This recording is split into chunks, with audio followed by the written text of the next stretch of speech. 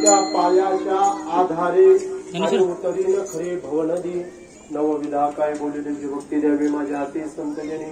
अहो सद्गुरु श्री गुरु तुमच्या पायाच्या आधाराने या संसारूपी भवसागरातून आम्हाला करता येऊ शकतो. आणि लक्षात ठेवा मायबापांनो, या संसारूपी भवसागरातून जर आपल्याला तरुण जायचं असेल तर आपल्या गुरूंच्याच पायाच्या आधाराने आपल्याला या संसारूपी भवसागरातून करता जाते. एकच वाक्य बोलून जातो कारण आपली वेळ संपलेली आहे. वनात वसंत, ऐकताय ना तुम्ही? वनात वसंत आणि जनात संत. ज्ञानेश्वर